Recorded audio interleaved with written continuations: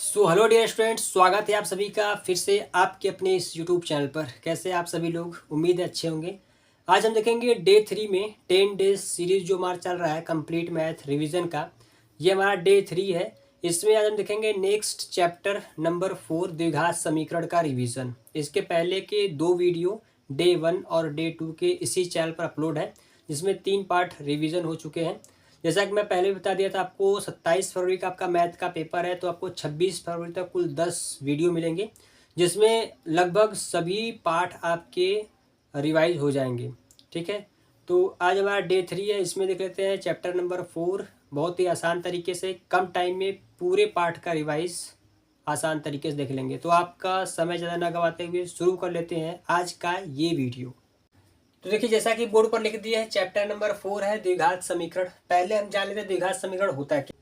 तो मैं आपको बता दूं कि यदि आप इस पाठ को पूरा अच्छे तरीके से अगर पढ़ेंगे, अगर पूरे सवाल को लगाएंगे, तो लगभग 3-4 दिन लग सकते हैं, 5 दिन भी लग सकते हैं। लेकिन आज हम इस पाठ को रिवाइज करते वक्त केवल आधे घंटे में पूरे पाठ का रिविजन करेंगे। और यदि आपने एक बार भी इस पाठ को पढ़ा है तो आपके लिए ये वीडियो और ज़्यादा लाभदायक होगा। तो इस वीडियो को आप अच्छे तरीके से देखिएगा। ठीक है, देखिए हम कैसे कर लेंगे। यहाँ पे पहले हम जान लेते हैं द्विघात समीकरण होता क्या है। देखिए, समीकरण क्या होता है, जैसे अगर मैं यहाँ पे लिख दूँ, जैसे द्विघात होता है जिसमें ऐसा समीकरण हो, ऐसा बहुपद का एक समीकरण जिसमें सबसे बड़ी घात क्या हो, 2 होनी चाहिए। सबसे बड़ी घात क्या हो, 2। जैसे मान लेते हैं यहाँ पे अगर मैं लिख दूँ इस प्रकार से, 2x² माइनस का 4x प्लस का 5 इक्वल टू क्या लिख दिया हमने, 0। ठीक है, ये क्या होता है, बराबर के उधर हमारा क्या है, मतलब बराबर जिसमें होता है वही क्या होता है, हमारा समीकरण होता है। ठीक है, ये हमारा क्या एक समीकरण है। यहाँ पे अगर आप देखेंगे तो सबसे बड़ी घात क्या है, यहाँ पे 2 है। सबसे बड़ी घात कितनी है, 2 है। तो इस बहुपद का सबसे बड़ी घात 2 है, इसी को हम बोलते हैं द्विघात। और ये हमारा क्या एक समीकरण है, बराबर इधर क्या है हमारा, एक बराबर क्या हमारा 0 है। तो ये क्या होगा, हमारा द्विघात समीकरण हो गया। ठीक है, द्विघात समीकरण कैसे पहचानेंगे भाई, 2 घात जिसमें रहेगा, 2 घात रहेगा, वही क्या होगा, हमारा द्विघात। अभी इस पाठ में सवाल भी ऐसा ऐसा है कि द्विघात की जांच कीजिए, हल करके बताइए कि द्विघात समीकरण है या फिर नहीं। तो हम देखेंगे हल करने के बाद, अगर 2 घात होगा तो बोलेंगे द्विघात समीकरण है, अगर नहीं होगा तो बोलेंगे द्विघात समीकरण नहीं है। ठीक है, तो ये हमारा द्विघात समीकरण होता है। इसका जो मानक रूप होता है वो क्या होता है, इसका मानक रूप होता है ax² plus bx plus C equal to 0। ये क्या होता है, इसका मानक रूप होता है। ठीक है, ये हमारा होता है द्विघात समीकरण का एक मानक रूप होता है। इस प्रकार का ये होता है। ये जो ए बी सी है ये अचर पद होते हैं, यानी संख्याएं होती हैं। यहाँ पे आप कोई भी संख्या लिख सकते हैं। और ये जो एक्स है ये क्या होती है, चर पद होती है। ठीक, जिसका हम मूल निकालते हैं। तो आगे अगर हम बात कर लें, द्विघात समीकरण को हल करने के लिए 2 विधि होती है सर। पहली विधि कौन सी होती है, पहली विधि होती है हमारी गुणनखंड विधि। ठीक है, सब पर आएंगे बारी बारी से, इसको आप एकदम अच्छे तरीके से देखिएगा, पूरा आप पाठ का सवाल लगा पाएंगे अगर ये देख लेते हैं तो। गुणनखंड विधि होती है, और एक हमारी क्या होती है, एक हमारी होती है द्विघाती सूत्र। एक क्या होती है, हमारी द्विघाती सूत्र होती है। ठीक है, ये हमारी 2 विधियां होती है द्विघात समीकरण को हल करने का। तो चलिए बारी बारी से हल कर लेते हैं। पहले देखते हैं गुणनखंड विधि से, कोई भी एक ले लेते हैं, हम समीकरण ले लेते हैं और उसको हम हल कर लेते हैं गुणनखंड विधि से, फिर आपको अच्छे तरीके से समझ में भी आ जाएगा। ठीक, तो इसको हम हल कर लेते हैं। तो देखिए, गुणनखंड विधि को समझने के लिए हम यहाँ पे एक ले लिए समीकरण, 2x² minus 5x plus 3 equal to में क्या हमारा 0 है। इसको हल करें। देखिए कैसे हम हल करेंगे, गुणनखंड विधि में कैसे हल करेंगे इसको थोड़ा ध्यान देख लेते हैं। जैसे देखिए, पहले क्या होता है हमारा, ये हमारा क्या है, अचर पद यहाँ पे c है और ये हमारा a है। इनका आपस में क्या करते हैं, गुणा करते हैं।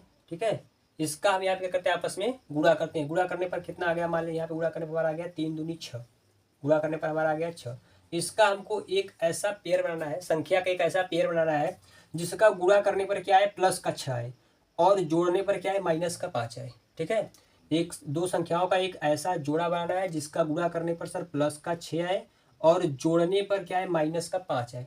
तो क्या हो सकता है, 3 और 2 हो सकता है, 3 दूनी 6। ठीक है, प्लस का गुणा प्लस में करेंगे तो प्लस का 6 आएगा, यहाँ पे सेटिस्फाइड हो रहा है। लेकिन अगर प्लस को प्लस में जोड़ेंगे तो माइनस का 5 नहीं आएगा। तो हम क्या करेंगे, देखिए अगर मैं एक को माइनस करूँ, एक को प्लस, तो माइनस का प्लस में गुणा होता है तो क्या आता है, माइनस से। हमको चाहिए क्या, प्लस। अब ये भी नहीं हो रहा है तो हम क्या करें, दोनों को माइनस कर दे रहे हैं। माइनस का गुणा माइनस में करेंगे आएगा प्लस, माइनस गुणे माइनस क्या होता है, प्लस होता है। और माइनस को माइनस में जोड़ते हैं, माइनस का ही चिन्ह लगता है। बात समझ में आ रही, दोनों रखेंगे माइनस। तो हम यहाँ पे इसको हल करेंगे, लिखेंगे 2x² माइनस रखेंगे 3x माइनस रखेंगे 2x प्लस रखेंगे 3 इक्वल टू 0। यहाँ से कॉमन क्या हमारा, यहाँ से कॉमन है x, तो x कॉमन लेंगे, अंदर बचेगा हमारा कितना, अंदर हमारा बच जाएगा 2x, कितना बचेगा 2x माइनस का 3, यहाँ पे हम कॉमन लेंगे 1 तो बचेगा 2x माइनस का 3 इक्वल टू में क्या जाएगा 0। एक ब्रैकेट में हम क्या लिख लेंगे x माइनस 1, दूसरे में क्या लिख लेंगे सर 2x माइनस का 3 बराबर में क्या आएगा 0। ठीक है, इस प्रकार से आप यहाँ पे निकाल भी सकते हैं x माइनस 1 बराबर 0, तो x बराबर क्या आएगा 1, और 2x माइनस 3 बराबर 0, तो x बराबर क्या आएगा, सॉरी 2x बराबर 3, x बराबर क्या आएगा 3/2। ठीक है, तो इस प्रकार से आप गुणनखंड विधि से देखिए कितनी आसान तरीके से आप इसको कर सकते हैं। पहले कैसे करेंगे यहाँ पे आपको बता दिए, पहले इसका इसमें गुणा करेंगे और चर पद c का हम a में गुणा करते हैं, जो आ गया उसका एक ऐसा पेयर बनाना है, चिन्ह को ध्यान में रखते हुए इस प्रकार से इसको हम हल कर लेंगे। ठीक, ये हमारा था गुणनखंड विधि। देख लेते हैं हम अब द्विघाती सूत्र। द्विघाती सूत्र को भी हम हल करने के लिए, उससे हल करने के लिए भी फिर से हम वही समीकरण ले लिए हैं। ठीक है, आपको समझ में आना चाहिए समीकरण, तो आप कोई भी लेकर हल कर सकते हैं। ठीक, तो समीकरण हमारा फिर से वही है, 2x² माइनस 5x प्लस 3 और 0 द्विघाती सूत्र से हल करना। अब ये पहले सूत्र क्या होता है उसको देख लेते हैं। तो इसका जो सूत्र होता है हमारा होता है, सूत्र हमारा होता है माइनस का b प्लस माइनस ब्रैकेट में रूट में b² माइनस का 4ac अपॉन में क्या होता है 2a। ठीक है, minus b plus minus root में b² minus 4ac upon 2a होता है। ये हमारा तो द्विघाती सूत्र होता है। अब यहाँ पे अगर आप देखेंगे तो a का मान हमारा क्या है, a का मान है 2, b का मान क्या है, b का मान है माइनस का 5, c का मान क्या है, c का मान है 3।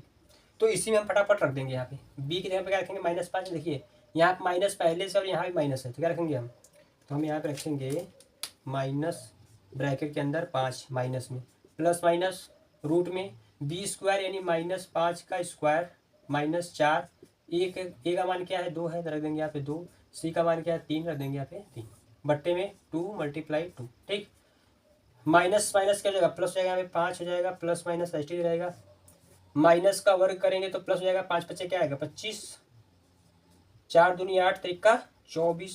ठीक, नीचे जब हम गुणा कर देंगे तो 2 दूनी क्या हो जाएगा हमारा 4 हो जाएगा। इतना समझ में आया। अब आगे अगर इसके हम हल करेंगे तो 5 हमारा फिर से एच रहेगा, 5 प्लस माइनस रूट में यहाँ पे 25 में से 24 घटाएंगे तो रूट में हमारा क्या बचेगा 1 बचेगा, बट्टे में क्या है हमारा 4 है, रूट 1 है बाहर, इसको निकाल सकते हैं, रूट 1 बाहर निकलेगा तो 1 ही रहेगा, तो यहाँ पे क्या आ जाएगा 5 प्लस माइनस 1 बट्टे में 4। यहाँ पे क्या है प्लस भी है माइनस भी है, तो हम इसको कैसे लिखेंगे, हम इसको लिख सकते हैं एक बारी प्लस, ठीक है, यहाँ पे नीचे लिख दें, एक बार लिख सकते हैं प्लस और एक बार लिखेंगे क्या माइनस। ठीक, एक बार प्लस एक बार माइनस, 5 में 1 जोड़ेंगे 6/4, 5 में से घटाएंगे 4/4, 2 से काटेंगे 2 दूनी 4, 2 3 6, तो आएगा 3/2, इससे काटेंगे 4 × 4, 4 × 4 यानी 1। इससे भी हमारा मूल वही आया, देख सकते हैं आप। इसके पहले अगर हम हल किए थे इसको गुणनखंड विधि से, तो उसमें भी हमारा क्या आया था 1 और 3/2 आया था, इसमें भी हमारा क्या आया है 1 और 3/2 आया है। इस प्रकार से आप इसको देख सकते हैं।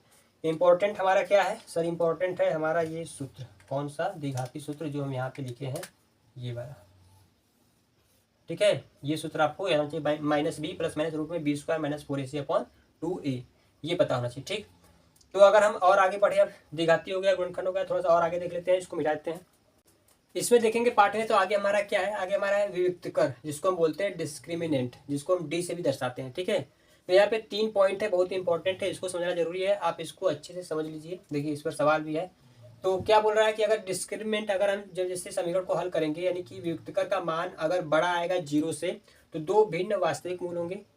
अगर डी का मान 0 के बराबर आएगा, यानी कि वियुक्तकर का मान क्या है 0 के बराबर आएगा, 2 बराबर मूल होंगे। अगर डी का मान छोटा आ गया, माइनस में आ गया, 0 से भी छोटा मान आ गया माइनस में, तो क्या होगा कोई भी मूल नहीं होंगे उसके। ठीक है, ये आपको याद रखना है अच्छे तरीके से। ठीक है, तो ये आप इसको देख लीजिए। अभी हम इस पर क्या करेंगे, आपको क्वेश्चन दिख रहे हैं उसमें, फिर उसको हम हल कर लेते हैं।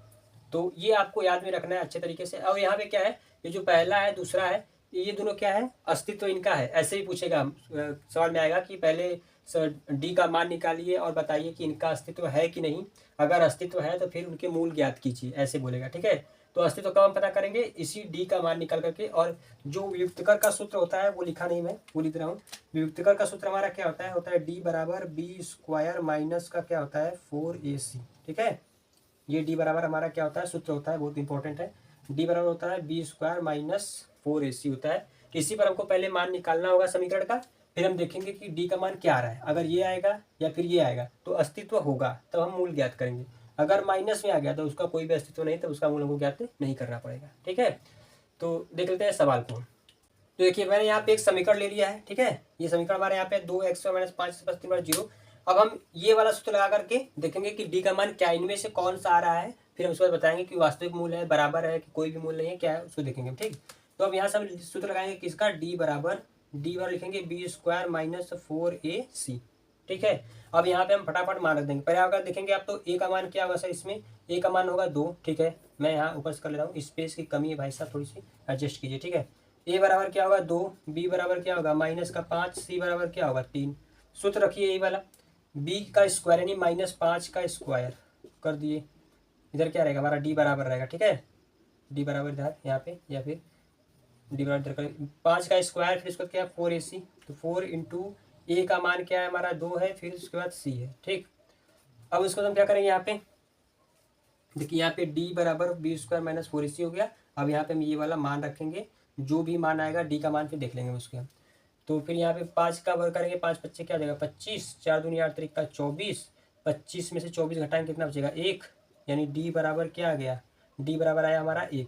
तो डी का जो मान आया है वो क्या आया है, 1 आया है, यानी 0 से क्या है डी का मान बड़ा है कि नहीं। 0 अगर मैं देखूँ, 1 क्या है, 1 बड़ा है ना 0 से, और 1 किसका मान है, 1 डी का मान है, ठीक है। तो जब ये वाला हमारा पहला कंडीशन सेटिस्फाइड हो रहा है, तो इसमें हम बोल सकते हैं कि दो भिन्न वास्तविक मूल होंगे, ठीक है, क्योंकि डी का मान क्या है 0 से बड़ा आया है, ठीक। ये आपको समझ में आ गया। देख लेते हैं दूसरा समीकरण लेकर देख लेते हैं इसको। तो आप देखेंगे यहाँ पे दूसरा समीकरण ले लिया है, x² - 4x + 4 = 0, ठीक है। फिर से लगाएंगे वही सूत्र, डी बराबर b² - 4ac, ठीक। अब यहाँ पे फिर से अगर आप निकाल सकते हैं, क्या है ए का मान क्या है 1, बी का मान क्या है -4, सी का मान क्या है +4, ठीक है। तो यहाँ पे फटाफट मान रख देंगे हम, बी का स्क्वायर मतलब किसका -4 का स्क्वायर कर दीजिए, ठीक है। -4 गुणे ए का मान 1 है, सी का मान 4 है, -4 का वर्ग करेंगे 4 चौके 16, -4 × 4 4 चौके 16, 16 में 16 घटा देंगे क्या आएगा 0। डी का मान क्या आ गया 0 आ गया, डी का मान क्या आ गया 0 के बराबर आ गया। तो अब जब 0 के बराबर आ गया डी का मान, तो क्या होगा हमारा 2 बराबर मूल होंगे, ठीक है। इसमें क्या होगा हमारा 2 बराबर मूल, हम लिख देंगे 2 बराबर मूल। अगर इसको आप हल करेंगे इस समीकरण को गुणनखंड विधि से या फिर द्विघाती सूत्र से अगर आप हल करेंगे, तो उसके 2 मूल आएंगे और दोनों ही मूल क्या होंगे बराबर। जैसे 1 आया तो 1 ही होगा, ठीक है, 2 आया तो 2 होगा, 3 आया 3, इस प्रकार से, ठीक। नेक्स्ट हमारा क्या है, एक समीकरण और ले लेते हैं तीसरे बार समझने के लिए।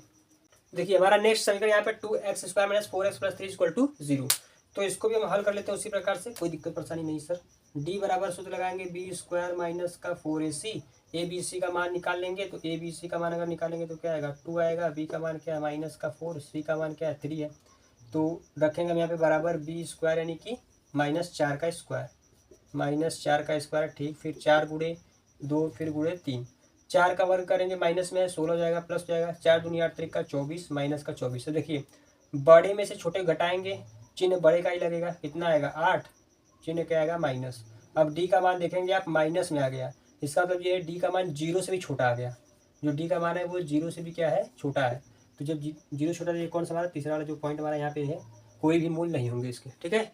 इसको हम हल करेंगे तो इसका कोई भी मूल नहीं होगा। बात समझ में आ रही है। तो इस प्रकार से हमारा ये तीनों समीकरण लेकर के आपको ये जो पॉइंट थे सबको समझा दिए, इसको आप अच्छे से देख लीजिए। देख लेते हैं अब हम सवाल को, जो जितने भी बेसिक थे इस पार्ट के उस सबको बेसिक को मैं समझा दिया। अब देख लेते हैं इसके सवाल को फटाफट, जितने भी सवाल है सबको हम हल कर लेते हैं। आते हैं सवाल पर। देखिए 4.1 में देखेंगे, बोला है कि जांच कीजिए कि क्या निम्न द्विघात समीकरण है कि। देखिए मैं बोला था कि ऐसा सवाल आएगा, जांच कीजिए द्विघात समीकरण है कि। तो इसमें कुल 8 सवाल दिए गए हैं, मैं एक सवाल इसमें बता दे रहा हूँ, बहुत आसान सवाल कुछ है नहीं, एक सवाल बता दे रहे हैं, बाकी आप इसी प्रकार सवाल करेंगे। देखिए एक सवाल हम ये यहाँ पे कर दे रहे हैं। सवाल नंबर 1 क्या दिया है, हमको दिया है x+1 का स्क्वायर, x+1 का स्क्वायर इक्वल टू में दिया है 2x - 3, ठीक है। a + b का होल स्क्वायर करेंगे तो क्या आएगा a² + b², 1 का स्क्वायर करेंगे 1 ही होगा, फिर प्लस 2ab प्लस क्या आएगा 2x आएगा बराबर 2x यहाँ भी, और 2 3 क्या जाएगा 6 हो जाएगा। इन सबको इधर लेकर आ जाइए, x² + 1 प्लस 2x, इधर आएगा माइनस का 2x, यह आ जाएगा प्लस का 6, बराबर हो जाएगा हमारा 0। अब देखिए यहाँ पे +2, ये x यहाँ माइनस, ये दोनों कैंसिल आउट हो जाएंगे, +1 + 6 मिलकर क्या जाएगा प्लस का 7 हो जाएगा, बराबर क्या हो जाएगा 0। तो हमको ये नहीं देखना है कि यहाँ पे कितने पद आए, हमको सिर्फ ये देखना है कि इसमें 2 घात है कि नहीं। समीकरण जो भी हमारा बच्चा है उसमें मैक्सिमम घात 2 है कि नहीं, अगर है तो ये द्विघाती समीकरण है। देखिए यहाँ पे 2 घात है तो हम लिखेंगे ये द्विघाती समीकरण, यहाँ पे लिखते हैं ये द्विघात समीकरण है। ठीक है, द्विघात समीकरण है। समझ में आया, द्विघात समीकरण ये हमारा यहाँ पे है। ठीक है, तो इसी प्रकार से आपको करना है। बाकी इसमें जितने भी सवाल है आप उसको अच्छे तरीके से कर सकते हैं। ठीक है, उम्मीद है आपको ये समझ में आया होगा। तो आप इसमें का 8 सवाल 8 सवाल आप लगा लीजिएगा। ठीक है, देख लेते हैं दूसरे में दिया है निम्न स्थितियों को द्विघात समीकरण के रूप में निरूपित कीजिए। बस समीकरण बनाना है हमको और कुछ नहीं करना है। दूसरा सवाल है समीकरण बना, तो फटाफट हम समीकरण सबका बना लेते हैं। देखिए पहला सवाल क्या बोला है, एक आयताकार भूखंड का क्षेत्रफल 528 वर्ग मीटर है, क्षेत्र की लंबाई चौड़ाई के दुगने से एक अधिक है, हमें भूखंड की लंबाई और चौड़ाई ज्ञात करनी है। तो बस हमको समीकरण बनाना है। देखिए कैसे समीकरण हम बनाते हैं। ठीक है, जिससे तुलना करता है पहले उसको मानते हैं। देखिए तुलना किससे किया है, इसमें बोला है कि क्षेत्र की लंबाई चौड़ाई के दुगने से एक अधिक है, चौड़ाई से हमको बोला है तुलना किया है। तो पहले हम मान लेंगे कि माना आयताकार भूखंड का जो है आयताकार भूखंड की किससे तुलना किया है, चौड़ाई से। भूखंड की चौड़ाई जो है हमारी कितनी हो जाएगी, चौड़ाई x मीटर हो गई। ठीक, हमने ये मान लिया। अब बोला है कि चौड़ाई जो लंबाई जो चौड़ाई के दुगने से एक अधिक है, तो जब चौड़ाई x है तो फिर हमारा क्या जाएगा, जो लंबाई हमारा होगा, लंबाई क्या जाएगा, इसका दोगुना, चौड़ाई का दोगुना यानी कि 2x, उससे 2 गुने से भी एक ज़्यादा, 2x + 1। ठीक है, देखिए कितनी आसान तरीके से हमारे यहाँ पे आ गया। पहले जैसे तुलना किया चौड़ाई, तो चौड़ाई x मान लिए, फिर लंबाई 2x + 1 मीटर हमारा ये हो गया। फिर बोला है कि तो हमें भूखंड की लंबाई और चौड़ाई ज्ञात करनी है। तो बताइए आयत का क्षेत्रफल दिया है हमको, तो आयत का क्षेत्रफल का सूत्र क्या होता है, तो आप कहेंगे आयत का क्षेत्रफल होता है लंबाई गुणे चौड़ाई, ये होता है। तो क्या होता है, लंबाई गुणे क्या होता है, चौड़ाई होता है। तो क्षेत्रफल हमको कितना दिया है, क्षेत्रफल दिया है हमको 528। तो लिख सकते हैं आप यहाँ पे, कर सकते हैं इस प्रकार से, या फिर इधर ही करते हैं। लंबाई हमारा क्या है, लंबाई है हमारा, चौड़ाई हमारा x है, फिर उसके बाद मल्टीप्लाई 2x + 1 बराबर में 528 हमको दिया है। इसका इसमें गुणा करेंगे तो आएगा 2x² + x, इसको इधर लेकर आ जाएगा, हो जाएगा माइनस का 528 बराबर क्या आ जाएगा 0। ठीक है, बराबर में क्या जाएगा हमारा 0 आ जाएगा। इस प्रकार से देखिए हमको समीकरण सिर्फ बनाना था, हमारा ये समीकरण यहाँ पे बन गया है। ठीक, देख लेते हैं नेक्स्ट। तो देखिए दूसरा सवाल क्या बोला है कि 2 क्रमागत धनात्मक पूर्णांकों का गुणनफल ज्ञात 306 है, हमें पूर्णांक ज्ञात करना है। तो एक समीकरण बनाइए सिर्फ 2 क्रमागत धनात्मक पूर्णांक। तो चलिए मान लेते हैं, माना कि पहला जो माना पहला धनात्मक पूर्णांक क्या है, धनात्मक पूर्णांक x है। ठीक है, पहला x हो गया, तो फिर हमको क्रमागत, पहले जानिए क्रमागत क्या होता है। क्रमागत मतलब वो होता है जो लगातार संख्या से 1 के बाद 2 के बाद 3 के बाद 4 के बाद, इस प्रकार से नहीं कि 1 के बाद 3 आ जाए, के बाद 7 आ जाए, फिर 6 आ जाए, तो फिर 9 आ जाए, नहीं, लगातार अन्य संख्या बोलते हैं, क्रमागत बोलते हैं। ठीक है, तो जब पहली संख्या में x माने हैं तो उसके बाद फिर क्या करेंगे, उसमें अगर हम 1 जोड़ेंगे तभी उसके बाद आने वाली संख्या होगी। जैसे x माने तो कुछ भी संख्या हो, 7 है, उसमें 1 जोड़ेंगे फिर 8 आएगा। मान लेते हैं x हमारी संख्या 100 है, उसमें 1 जोड़ेंगे तो क्या आएगा, 101 आएगा, है कि नहीं। तो क्रमागत संख्या तभी आएगा जब उसमें हम 1 जोड़ेंगे। तो पहली संख्या x है, तो दूसरी संख्या क्या हो जाएगी हमारी, दूसरी धनात्मक पूर्णांक संख्या हो जाएगी x + 1। ठीक, ये हो गया। अब बोला है इन्हीं का गुणनफल हमको दिया है, तो प्रश्न के अनुसार यहाँ पे लिख लेंगे हम लिख लेंगे यहाँ पे प्रश्नानुसार। तो x गुणे x + 1 = 306, 6 दिया है। x का x में करेंगे x² + x, इधर आ जाएगा, हो जाएगा माइनस का 306 बराबर 0। बस हमको समीकरण बनाना था भाई साहब, और कुछ करना था नहीं। देखिए आंसर हमारा यहाँ पे आ गया।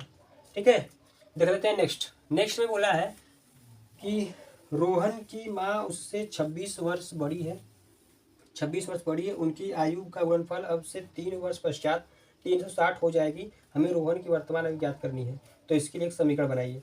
देखिए रोहन की माँ उससे 26 वर्ष, फिर से रोहन से तुलना किया गया, तो पहले हम रोहन को मान लेंगे कि उसकी आयु कितनी है। लिखेंगे यहाँ पे माना रोहन की आयु x वर्ष है। अब रोहन की आयु x वर्ष है, तो रोहन की माँ क्या है, इससे 26 वर्ष बड़ी है, तो रोहन की माँ क्या जाएगी, इसमें हम 26 वर्ष ऐड कर देंगे, x + 26 वर्ष। ठीक, ये हो जाएगा हमारा x + 26 वर्ष हो जाएगी माँ की आयु। ठीक, उसके बाद फिर क्या है, बोला है कि 3 वर्ष पश्चात, तो प्रश्न के अनुसार यहाँ कर लेंगे, प्रश्न के अनुसार कर लेंगे भाई। तो क्या हो जाएगा, प्रश्नानुसार जब हम यहाँ पे कर लेंगे, तुम्हारा ये क्या गया, प्रश्नानुसार आ गया हमारा। प्रश्नानुसार जब हम करेंगे तो हम यहाँ पे लिखेंगे कि x में हमको जोड़ना है 3 वर्ष। ठीक है, देखिए क्या बोला है, 3 वर्ष पश्चात इनका गुणनफल इतना होता है, तो एक्स प्लस 3 फिर गुणा करेंगे तो एक्स प्लस 26 पहले से था, इसमें भी 3 वर्ष ऐड करना है तो कितना आएगा 360 हो जाएगा। कितना जाएगा 360। एक्स प्लस 3 ऐसे कर दीजिए, एक्स प्लस 3 एक्स यहाँ पे हो जाएगा एक्स प्लस 29 हो जाएगा इज इक्वल टू 360।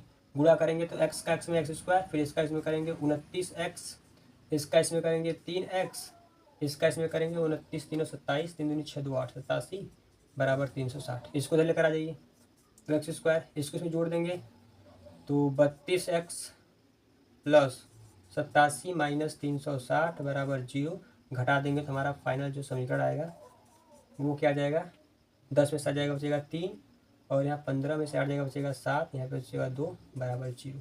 ये आ जाएगा हमारा समीकरण। ठीक है, हमारा समीकरण बस बनाना, समीकरण बन गया इस प्रकार से। ठीक, देख लेते हैं नेक्स्ट हमारा आखिरी चौथा बोला, एक रेलगाड़ी 480 किलोमीटर की दूरी समान चाल से तय करती है। यदि इसकी चाल 8 किलोमीटर प्रति घंटा कम होती है तो उसी दूरी को तय करने में 3 घंटे अधिक लेती है। हमें रेलगाड़ी की चाल ज्ञात करनी है। ठीक है, कोई दिक्कत नहीं, इसको निकाल लेंगे। तो बस हमको समीकरण बनाना, कुछ नहीं करना है। एक रेलगाड़ी 480 किलोमीटर दूरी चाल से चलती है, तो चाल निकालना है तो पहले मान लेते हैं इसका चाल। ठीक है, जो निकालना पहले उसी को मान लेते हैं। माना रेलगाड़ी की चाल क्या है, x किलोमीटर प्रति घंटा है। ठीक है, हमने मान लिया x किलोमीटर प्रति घंटा है। अब अगर हम समय निकालेंगे, हमको क्या दूरी दिया है, चाल निकाल लिए, तो अगर हम समय निकालेंगे, रेलगाड़ी का समय निकालेंगे अगर हम, तो समय बराबर क्या होता है, दूरी बटे चाल होता है। दूरी कितना है 480 और चाल क्या है x। ठीक है, ये हो गया। आगे फिर हमको बोल रहा है प्रश्न, अब हम कर लेंगे प्रश्नानुसार।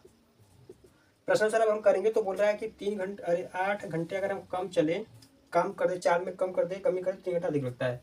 तो फिर समय हमारा क्या हो जाएगा, तो फिर से दोबारा अगर हम 8 घंटा कम चलने पर लगा समय, ऐसे लिखेंगे 8 घंटे कम चलने पर लगा समय बराबर 480 बटे x माइनस 8। ठीक है, ये हमारा आएगा। अब ये हमारा यहाँ से आ गया, तो हम यहाँ से हम प्रश्नानुसार कर लेंगे इसके बाद। तो यहाँ से हम क्या करेंगे, 480 बटे x माइनस 8 माइनस 480 बटे x बराबर 3। ये इसको हल कर लेंगे आप, तो आपका एक समीकरण बनेगा। इसका इसमें गुणा करेंगे, आपका एक समीकरण बनेगा। बस हमको समीकरण बनाना है। ठीक है, और कुछ करना है। तो ये हमारा 4.1 समाप्त हुआ। देख लेते हैं 4.2। तो 4.2 में देखेंगे, पहला सवाल हमको दिया है, बोला कि गुणनखंड विधि से निम्न दिखा समीकरणों के मूल ज्ञात कीजिए। तो गुणनखंड विधि मैं बता ही दिया हूँ आपको। ठीक है, मैं गुणनखंड विधि आपको बताया हूँ, आप कर लीजिएगा। इसमें देखिए मैं एक आपको सवाल करके दिखा दे रहा हूँ, रूट वाला। ये शायद सबको अगर कठिन लगता हो तो दिया क्या, रूट में 2x का स्क्वायर प्लस दिया है 7x प्लस दिया है 5 रूट 2। ठीक है, जो थोड़ा सा कठिन लग रहा है मैं उसको हल कर दे रहा हूँ, एक बार दिखा रहा हूँ। कैसे करेंगे, हम इसका गुणा करेंगे इसमें। तो देखिए 5 का गुणा हम करेंगे, सॉरी 5 रूट 2 का गुणा करेंगे हम रूट 2 में, तो रूट 2 का रूट 2 हो जाएगा। ठीक है, रूट 2 का रूट 2 में करेंगे 2, 5 दूनी 10, क्या आएगा, ये 10 आएगा। अब इस 10 का एक ऐसा पेयर बनाना है जिसका गुणा करने पर 10 आए और जोड़ने पर क्या आए, 7 आए। तो उसकी इतनी आसान तरीके से 5 2 7, 5 दूनी 10, ठीक बन जाएगा। तब यहाँ पे कर लेंगे, क्या करेंगे हम, root 2x square plus 5x plus 2x plus 5 root 2 बराबर 0। तो यहाँ से कॉमन क्या है, x भी है, बस x ही कॉमन है, तो यहाँ से x कॉमन ले लेंगे। तो अंदर क्या बचेगा हमारा रूट 2x प्लस 5 प्लस यहाँ क्या कॉमन है, रूट 2 कॉमन है, क्योंकि 2 में क्या होता है, रूट 2 है। तो रूट 2 कॉमन लीजिए, बचेगा क्या यहाँ पे, रूट 2x, तो रूट से कट जाएगा, बचेगा क्या हमारा केवल 5 बराबर 0। तो x प्लस रूट 2 और फिर क्या आएगा, रूट 2x प्लस 5 बराबर 0। यहाँ से आप निकाल सकते हैं। ठीक है, तो आसान है, सब कुछ सही है, बस खाली आपको थोड़ा सा ध्यान से करना है और कुछ नहीं। ठीक है, सब कुछ आसान। देखिए कितनी आसान तरीके से हमारा ये आ गया आंसर। अगर इसको ले जाएंगे माइनस हो जाएगा, x का मान निकालेंगे तो -5 बटे रूट में 2, इस प्रकार से हमारा ये आ जाएगा। ठीक, तो उम्मीद आपको ये समझ में आया होगा। आप इसको देख सकते हैं। देख लेते हैं नेक्स्ट। तो नेक्स्ट में देखिए दूसरा बोला है ना कि उदाहरण 1 में दी गई समस्याओं को हल कीजिए। तो आप देखेंगे आपकी किताब में एक उदाहरण दिया है, उदाहरण नंबर 1 है आपकी किताब में NCERT में। ठीक है, उसमें एक समीकरण जो बना, उदाहरण नंबर 1 कहाँ गया भाई, उदाहरण नंबर 1 देखिए, इसमें हल किया है। इस जो समीकरण बना है x square minus 45x plus 324, क्या है समीकरण हमारा, x स्क्वायर माइनस का 45x प्लस 324 बराबर 0। ठीक है, इसको हल करना है। और एक है x square minus 55x 55x plus 750 बराबर क्या है 0। इन दोनों को हल करना है किससे, गुणनखंड विधि से। बहुत आसान है, आप कर लेंगे इन सबको गुणनखंड विधि से जैसे बताया था वैसे, ठीक है। दूसरा वाला क्या है, दूसरे वाले में देखिए, दूसरे वाले में बोल रहा है कि ऐसी दो संख्याएं ज्ञात की जिनका योग 27 हो, गुणनफल 182 हो। तो मैं समीकरण बना दे रहा हूँ इसका, ठीक है, समीकरण में बना दे रहा हूँ, कोई दिक्कत नहीं है। ऐसी दो संख्याएं ज्ञात की जिनका योग 27 हो। तो देखिए मान लेते हैं कोई भी दो संख्या जोड़ करके, एक अगर यक्स है एक वाई है, इन दोनों को जोड़ करके क्या आ रहा है 27 आ रहा है। तो कितनी आसानी से निकाल सकते हैं, अगर एक पता है हमको, ठीक है, अगर हमको ये पता है कि दो संख्याओं को जोड़कर 27 आ रहा है, और उसमें से अगर एक संख्या हमको पता है, दूसरा कैसे निकालेंगे, 27 में से पहले को घटा देंगे। जैसे मान लीजिए 13 और 14 जोड़कर क्या आ रहा है 27 आ रहा है। अगर हमको 13 पता है, अब इस कैसे निकालेंगे कि कौन दूसरा क्या है, तो क्या करेंगे 27 में क्या करेंगे हम 13 घटा देंगे तो 14 नहीं आ जाएगा, आसान तरीके से। वही चीज़ यहाँ पे, तो पहले हम मान लेते हैं पहली संख्या क्या है यक्स है। क्या मान लेंगे, माना पहली संख्या क्या है भाई, पहली संख्या हमारी है यक्स। तो जो दूसरी संख्या हो जाएगी, जब योग 27 है तो दूसरी संख्या क्या हो जाएगी 27 माइनस यक्स, ठीक। मार्क खत्म हो गया क्या, 27 माइनस यक्स, ठीक। तो हमसे बोला गुणनफल 182 है, तो प्रश्न से आप कर लीजिए प्रश्नानुसार। तो x और 27 माइनस एक्स का गुणनफल करेंगे तो कितना आएगा 182। इसका इसमें गुणा करिए 27x, इसमें करिए एक्स स्क्वायर बराबर 182। इसको इधर लेकर आ जाइए, minus x square plus 27x minus 182 बराबर 0, ठीक है। इटनिया से माइनस कॉमन ले लेंगे तो बचेगा अंदर में क्या 27x प्लस 182 बराबर 0। माइनस उधर चला के खत्म हो जाएगा, तो फाइनल में हमारा क्या आएगा समीकरण, हमारा ये समीकरण आ जाएगा। आप इसको गुणनखंड से हल कर सकते हैं, ठीक है, कोई दिक्कत परेशानी है नहीं इसमें। नेक्स्ट हमारा क्या है, क्वेश्चन नंबर 4 बोला दो क्रमागत धनात्मक पूर्णांक ज्ञात कीजिए जिनका ये वर्गों का योग 365। ये भी बहुत आसान है भाई, एक पहला मान लेंगे यक्स, दूसरा मान लेंगे यक्स प्लस 1, क्योंकि क्रमागत बोला है तो इनका वर्ग करना है। इसका भी वर्ग करिए, वर्गों का योग दिया है तो वर्गों का योग कर दीजिए, इसका भी योग करिए, बराबर कितना है 365। तो एक्स का करेंगे तो एक्स स्क्वायर होगा, इसका करेंगे A square plus B square plus 2ab बराबर 365। इसको इसमें जोड़ देंगे 2x स्क्वायर प्लस 2x। 365 इधर अगर माइनस होगा एक घट जाएगा तो क्या बचेगा माइनस का 364 बराबर 0। ये हमारा क्या बनेगा समीकरण बन जाएगा ना। बहुत आसान सवाल है, आप इसको हल कर सकते हो, कोई दिक्कत नहीं। इसी प्रकार से पाँचवा देखिए बोल रहा है, पाँचवें का भी हम मैं बना दे रहा हूँ, समीकरण बना दे रहा हूँ, आप इसको भी हल कर लेंगे गुणनखंड विधि से। गुणनखंड विधि आपको बताई दिए हैं। तो पांचवा का एक समकोण त्रिभुज की ऊंचाई इसके आधार से 7 सेंटीमीटर कम है, यदि कट 13 है तो अन्य दो भुजाएं ज्ञात कीजिए। देखिए मैं एक यहाँ पे बना रहा हूँ इस प्रकार से समझाने के लिए आपको, ये राइट एंगल ट्रायंगल सर, ये कर्ण हमको दिया है 13, ठीक है, कर्ण हमको दिया 13 और बोला कि ऊंचाई आधार से 7 सेंटीमीटर कम है। तो जिससे बोला है उसको पहले मान लेंगे। आधार हमारा ये है, मान लेते थीटा हमारा यहाँ पे है, आधार हमारा ये है तो इसको मान लेंगे हम एक्स। अब जब आधार एक्स है तो ये क्या होगा हमारा एक्स माइनस 7, क्योंकि आधार से 7 कम है, ठीक। अब हमारा एक सूत्र होता है, क्या होता है पाइथागोरस का, यहाँ पे लिख लीजिएगा, क्या लिखेंगे आधार बराबर क्या हो जाएगा एक्स। तो जो हमारी दूसरी भुजा हो जाएगी, ऊंचाई हो जाएगी, जो हमारी ऊंचाई क्या हो जाएगी आधार से 7 कम यानी कि एक्स माइनस 7। और कर्ण हमको पहले से दिया है, कितना दिया है 13 दिया है, ठीक है। अब हम एक सूत्र जानते हैं, कौन सूत्र होता है पाइथागोरस प्रमेय का सूत्र होता है हमारा। सूत्र क्या होता है पाइथागोरस प्रमेय सूत्र हमारा क्या होता है, कर्ण का स्क्वायर बराबर होता है आधार का स्क्वायर प्लस में क्या होता है लंब का स्क्वायर। तो कर्ण क्या है 13 बराबर आधार क्या है यक्स का स्क्वायर प्लस लंब क्या है एक्स माइनस 7 का स्क्वायर। तो हल कर दीजिए 169 हो जाएगा बराबर एक्स का स्क्वायर एस टी रहेगा, ए का स्क्वायर प्लस बी का स्क्वायर माइनस 2ab 7 दूनी 14x। तो सबको उधर लेके चले जाइए, उधर लेके चले जाएंगे तो क्या हो जाएगा हमारा, ये दोनों जुड़े, पहले देखिए 169 रहने दीजिए ऐसे ही, 2x स्क्वायर हो जाएगा, 49 को ऐसे ही रख देते हैं 49 माइनस 14x, ठीक है।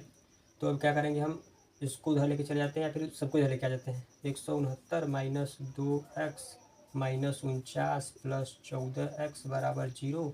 इसको हल कर लेंगे 2x स्क्वायर आएगा यहाँ पे ना, ये जुड़ जाएगा 2x स्क्वायर यहाँ पे आएगा।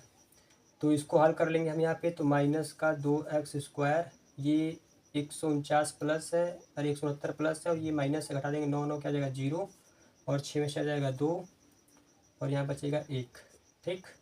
क्या आएगा चिन्ह प्लस का आएगा और यहाँ पे प्लस 14x बराबर 0। माइनस कॉमन लेंगे, चिन्ह हमारा क्या जाएगा चेंज हो जाएगा, चिन्ह हमारा चेंज हो जाएगा, तो हमारा इस प्रकार से आ जाएगा समीकरण। ठीक, ये हमारा क्या आ जाएगा, समीकरण आ जाएगा। आप इसे देख सकते हैं, बहुत आसान है। ठीक है, देख लेते हैं नेक्स्ट हमारा जो है, नेक्स्ट हमारा क्या उसको देख लेते हैं। ठीक, नेक्स्ट हमारा है क्वेश्चन नंबर 6 वाला है। यहाँ पे आप दो कॉमन ले सकते हैं। ठीक है, यहाँ से आप दो कॉमन ले सकते हैं। दो कॉमन ले लेंगे तो एक्स स्क्वायर माइनस 7x और माइनस 2 6 60 बचेगा। ठीक, दो कॉमन ले लेंगे तो आखिरी हमारा इसका क्या है, आखिरी में बोल रहा है कि एक कुटीर उद्योग एक दिन में कुछ बर्तनों का निर्माण करता है। एक विशेष दिन यह देखा गया कि प्रत्येक नग की निर्माण लागत उस दिन के निर्माण किए गए बर्तनों की संख्या के 2 गुने से 3 अधिक है। यदि उस दिन की कुल निर्माण लागत 90 है तो निर्मित बर्तनों की संख्या, ठीक, कोई दिक्कत नहीं, निकाल। मान लेते हैं बर्तन की संख्या x है। ठीक है, मान लेंगे, माना बर्तनों की संख्या क्या है, बर्तनों की संख्या है x, और जो नग लगा है उसमें नग बोल रहा है कि उस दिन बर्तनों की जो संख्या थी उसके 2 गुने से 3 अधिक था। तो नग की संख्या, नग की लागत क्या हो जाएगी, नग की लागत ही बोला है ना, नग की लागत, तो क्या हो जाएगा, ये बर्तन है। अब ये मान लेते हैं उस दिन इतना बर्तन निर्माण हुआ, अब इसका 2 गुना, इसके 2 गुने से 3 अधिक, तो 2 गुना करेंगे 2x प्लस 3, ये नग का लागत हो जाएगा। फिर इन्हीं का गुणनफल कर देंगे तो हम कितना बोल रहा है कि उस दिन कुल निर्माण लागत 90 रुपया था, तो हम यहाँ पे निकाल देंगे प्रश्न के अनुसार। तो करेंगे x multiply 2x plus 3 is equal to में 90 रुपया, तो गुणा कर देंगे 2x स्क्वायर प्लस 3x, उधर से इधर कर जाएगा माइनस का 90 बराबर 0। ठीक है, इस प्रकार से ये भी हो जाएगा हमारा, कोई दिक्कत परेशानी इसमें होगा नहीं। ठीक, तो इस प्रकार से हमारा 4.2 समाप्त हुआ। देख लेते हैं 4.3, सबको वर्गखंड में सॉल्व करना, आप हल कर सकते हैं आसान तरीके से। तो अगर आप देखेंगे 4.3 में, तो पहला सवाल है कि निम्न द्विघात समीकरण के मूलों की प्रकृति ज्ञात कीजिए, यदि मूलों के अस्तित्व हो तो उन्हें ज्ञात कीजिए। देखिए फिर से वही चीज़ आ गया। तो जैसे पहला समीकरण इसमें दिया है 2x, यही वाला समीकरण में किया नहीं, चाहिए समीकरण नहीं था, 2x square minus 3x plus 5 बराबर 0। तो पहले पता करना कि इनका अस्तित्व है कि नहीं, तो वही डी का सूत्र लगाएंगे हम, डी बराबर लगाएंगे बी स्क्वायर माइनस का 4ac। तो इसमें ए का मान क्या है, ये बी का मान है, ये सी का मान है, तो इसी पर रख दीजिए। बी का मान रखेंगे तो -3 का स्क्वायर माइनस 4 गुणे 2 गुणे 5, तो 3 तरीका 9, 4 दूनी 8 पंजे 40, तो घटाएंगे तो माइनस का आएगा कितना 31। अब डी का मान 0 से भी छोटा आ गया, डी का मान जब 0 से भी छोटा है, नहीं क्या इसका अस्तित्व है ही नहीं, इसको हल ही नहीं करना है, बस इसको ही छोड़ देना है। ठीक है, इसका अस्तित्व नहीं है, इसको नहीं हल करना। तो इसी प्रकार से हल करना, जितने भी है हल कर लेंगे। आप देखिए दूसरे वाले में बोल रहा है, सवाल दूसरा बोल रहा है, निम्न प्रत्येक द्विघात समीकरण में के का ऐसा मान ज्ञात कीजिए कि उसके 2 बराबर मूल हो। ठीक, तो के का हमको यहाँ पे मान निकालना है, तो आप के का मान निकाल सकते हैं इसमें। क्या है, 2x स्क्वायर प्लस के एक्स प्लस 3 इक्वल टू 0 है। तो इस प्रकार से हम यहाँ पे डी का मान रख करके के का मान निकाल लेंगे आसान तरीके से। तो देखिए इसको एक हम हल कर दे रहे हैं। यहाँ पे क्या दिया है, 2x स्क्वायर प्लस के एक्स प्लस 3 इक्वल टू में क्या है 0 है। ठीक, यहाँ पे ए का मान अगर आप देखेंगे तो ए का मान है सर 2, बी का मान है के और सी का मान है 3। तो पहले हम करेंगे डी बराबर 0। ठीक है, जब हम करेंगे डी बराबर 0 तब हम लिखेंगे यहाँ पे बी स्क्वायर माइनस 4ac बराबर 0। ठीक, अब उसमें हम यहाँ पे करेंगे के का स्क्वायर माइनस 4 गुणे 2 गुणे 3। अब करेंगे यहाँ पे के स्क्वायर माइनस बराबर 0 रहेगा, 4 दूनी 8 तरीका 24 बराबर 0। अब ये 24 उधर जाकर क्या हो जाएगा प्लस, जब के का मान निकालेंगे रूट में आएगा 24, तो के का मान कितना, क्या निकलेगा भाई रूट से बाहर, अगर निकालेंगे तो 2 से काटेंगे तो 12 दफ़ा में कटेगा, 2 से काटेंगे 6 दफ़ा में, 2 से 3 दफ़ा में, 1 2 निकलेगा और 6 अंदर रहेगा, तो क्या निकलेगा 2 रूट में 6, 2 दूनी 4, 4 6 24। तो के का मान हमारा क्या जाएगा 2 रूट में 6 आ जाएगा। ठीक है, इस प्रकार से के का मान निकालना था, इसी प्रकार दूसरे का भी निकाल सकते हैं आप, कोई दिक्कत परेशानी है नहीं। देखिए तीसरे में क्या बोल रहा है, क्या एक ऐसी आम की बगिया बनाना संभव है जिसकी लंबाई चौड़ाई से 2 गुनी है और उसका क्षेत्रफल 800 मीटर हो, यदि है तो उसकी लंबाई चौड़ाई ज्ञात कीजिए। तो आपको पहले एक समीकरण बनाना है, समीकरण बना करके पहले उसमें डी का मान निकालना है, मान निकाल कर देखना है कि वो संभव है कि नहीं। अगर 2 आएगा, डी का मान अगर 0 से बड़ा आया या फिर डी का मान 0 के बराबर आया तो अस्तित्व होगा, अगर डी का मान माइनस में आएगा, छोटा आ जाएगा 0 से, तो अस्तित्व नहीं होगा। ठीक है, तो आप समीकरण बना लीजिएगा, बनाकर उसको इसी प्रकार से करना है। कैसे बनाएंगे मैं बताया हूँ। किससे तुलना किया है, जिसकी लंबाई चौड़ाई से दुगनी हो, तो जिसकी लंबाई चौड़ाई से दुगनी हो, तो चौड़ाई बने मानेंगे x, लंबाई हो जाएगा हमारा 2x। ठीक है, क्षेत्रफल क्या होता है गुणनफल होता है, गुणनफल कर देंगे। नेक्स्ट 4 में बोल रहा है कि क्या निम्न स्थिति संभव है, यदि है तो उनकी वर्तमान आयु ज्ञात कीजिए। तो क्या है, 2 मित्रों की आयु का योग 20 वर्ष है, 4 वर्ष पूर्व उनकी आयु का गुणनफल 48 था। तो इसको भी समीकरण बना करके भाई साहब करना है, कोई दिक्कत परेशानी है नहीं, कर लेंगे। नेक्स्ट है, क्या परिमाप 80 मीटर तथा क्षेत्रफल 400 वर्ग मीटर के एक पार को बनाना संभव है? यदि है तो उसकी लंबाई चौड़ाई ज्ञात कीजिए। इसको भी उसी प्रकार से समीकरण बना करके, अगर है 80 तो पहले चेक करेंगे डी का मान निकाल करके। अगर डी का मान निकालेंगे उसमें 0 के बराबर या फिर 0 से बड़ा आएगा तभी अस्तित्व होगा, नहीं आएगा तो फिर उसको हल नहीं करना है। ठीक, इस प्रकार से हमारा ये 4.3 भी समाप्त हुआ आपसे। तो इस प्रकार से इस वीडियो में केवल आधे घंटे में पार्ट 4 का पूरा रिवाइज हुआ। उम्मीद है आपको समझ में आया होगा। इस वीडियो को यदि आपने देखा होगा तो आपका पूरा एक तरीके से जितना भी इस पार्ट में सवाल है, जो भी उसके फार्मूले हैं, जो भी तरीका है लगाने का, सब कुछ आपका एक बार रिवाइज हो गया होगा। ठीक है, तो केवल आधे घंटे में आप इस पार्ट को देख सकते हैं अच्छे तरीके से। मिलते हैं जल्दी ही नेक्स्ट वीडियो में, नेक्स्ट डे को नेक्स्ट चैप्टर लेकर के। तब तक के लिए bye bye, take care, thank you so much for watching this video.